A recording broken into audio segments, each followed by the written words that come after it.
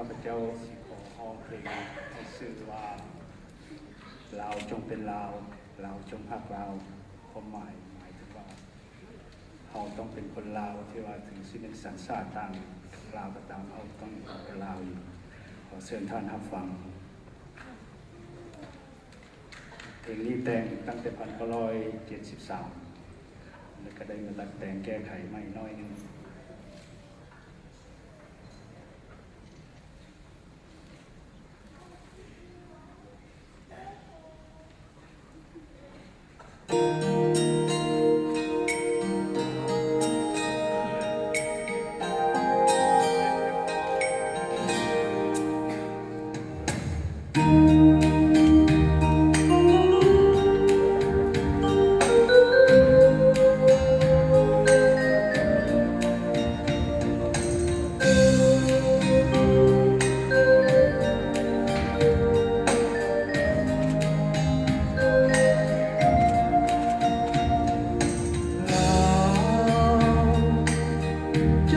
กะลา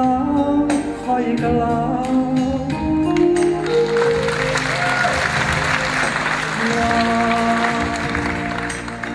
เกิดมาเป็นลาวลูกลาวล้าน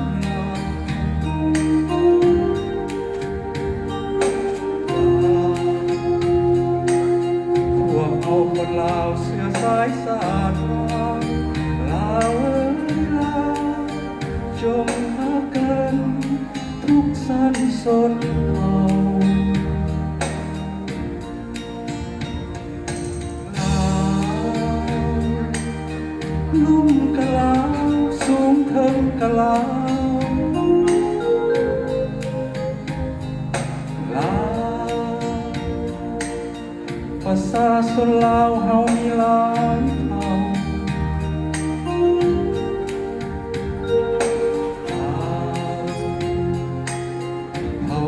อันใดก็ล้วนแต่ลาว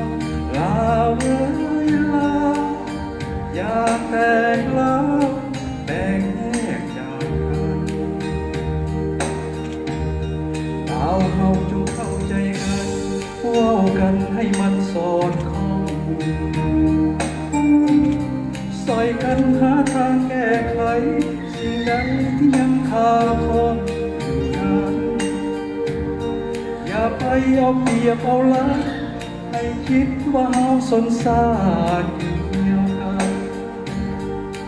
ลาวเอ้ยลาวจงรักกันไว้เถิดคนลาวลาวบุญกะลาวอยู่ที่กะลาว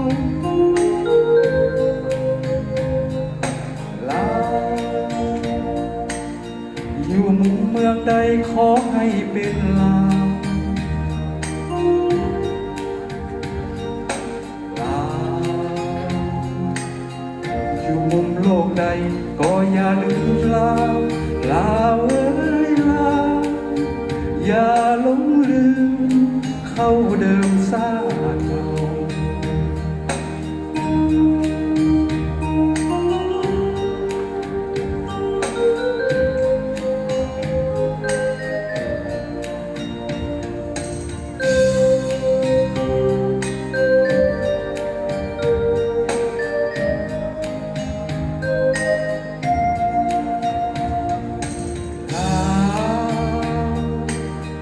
บุญกะลาในนี้กะลาลาอยู่มุมเมืองใดขอให้เป็นลาวลาวอยู่มุมโลกใดก็อย่าลืมลาว